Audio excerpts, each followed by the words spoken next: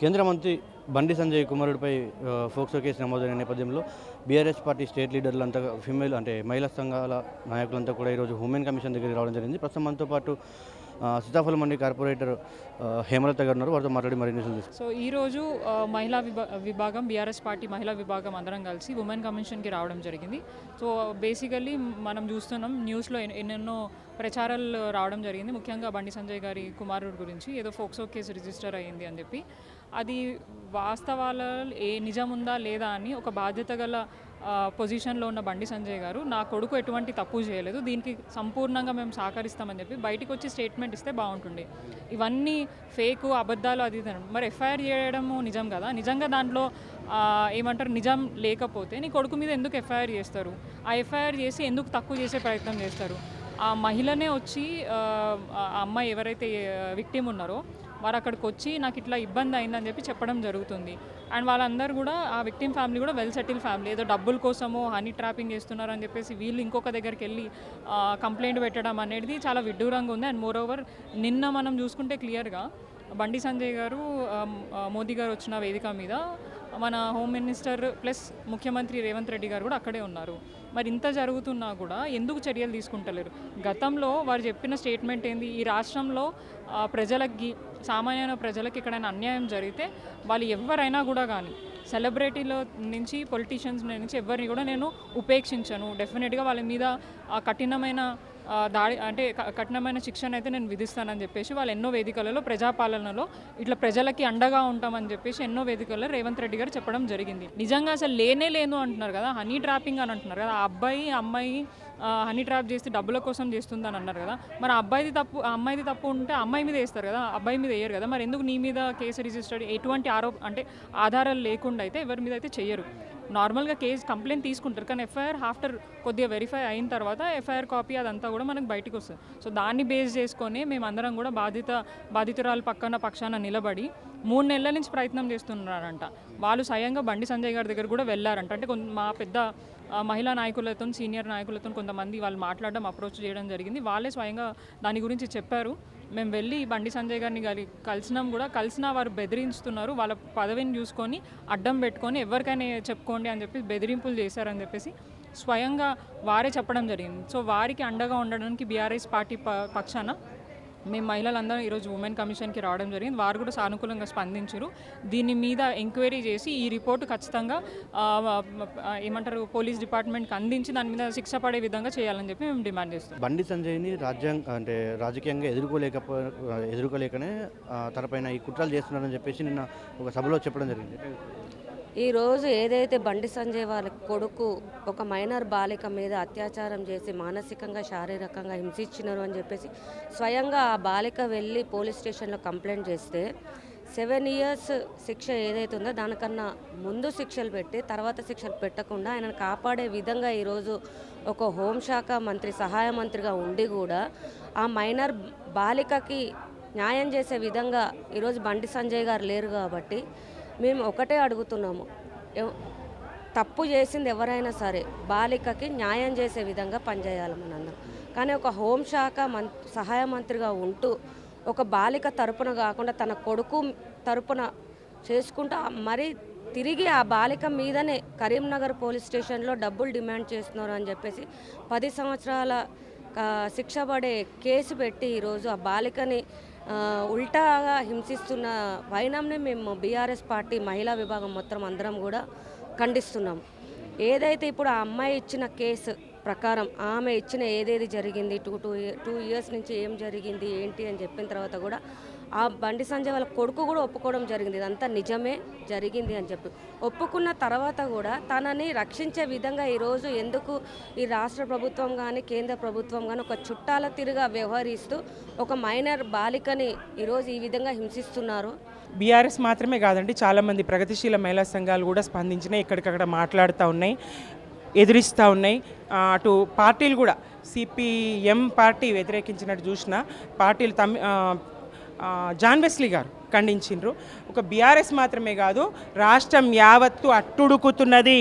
BRS ప్రధాన ప్రతిపక్షంగా మా బాధ్యత కాబట్టి ముందుకొచ్చినాం, ప్రశ్నిస్తున్నాం. తప్పకుండా అక్కడ ఆ స్థానంలో ఎవరున్నా సరే, బండి సంజయ్ కొడుకైనా సరే, ఇంకొకరి కొడుకైనా సరే, మేము తప్పకుండా పోరాడతాం. బాధితుల పక్షాన మేము ఉంటాం.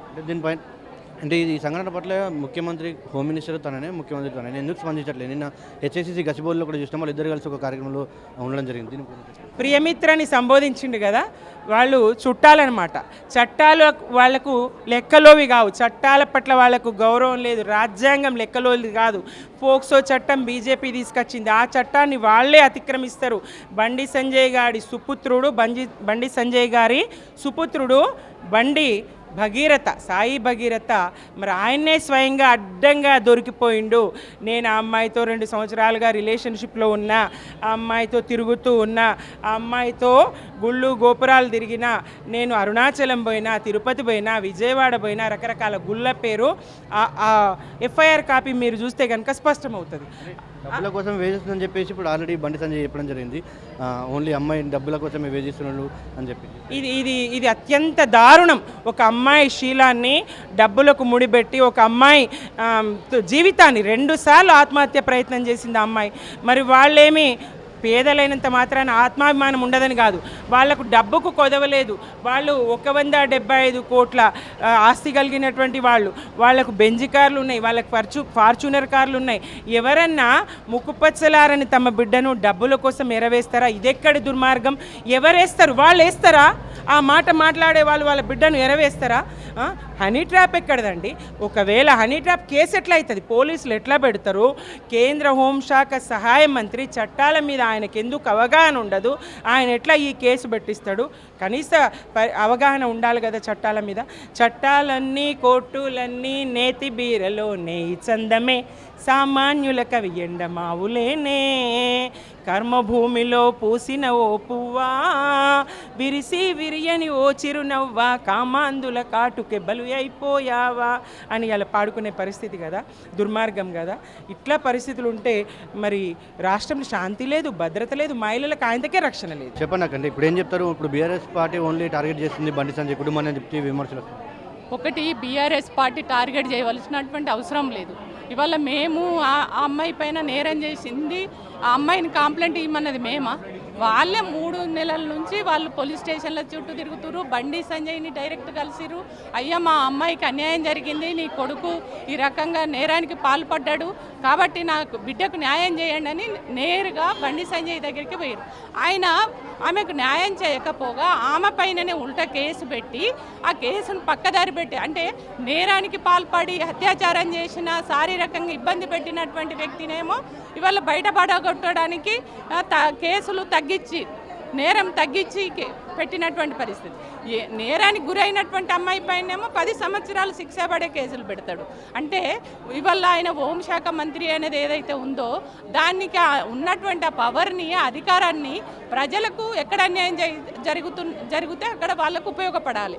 కానీ ఆయన కుటుంబానికి, ఆయన కొడుకును రక్షించుకోవడానికి ఈ రాష్ట్ర ముఖ్యమంత్రితో చేతులు కలిపి ఇవాళ ఇక్కడ ఉన్నటువంటి పోలీసులు, ఇక్కడ ఉన్నటువంటి ప్రభుత్వం కావాలనే ఇవాళ మహిళలపై జరుగుతున్నటువంటి ఈ అత్యాచారాలను, నేరాలను అరికట్టవలసింది పోయి ఇవాళ కాంగ్రెస్ ప్రభుత్వం అధికారంలోకి వచ్చినాక నేర చరిత్ర అనేది, క్రైమ్ రేట్ అనేది విపరీతంగా పెరిగింది.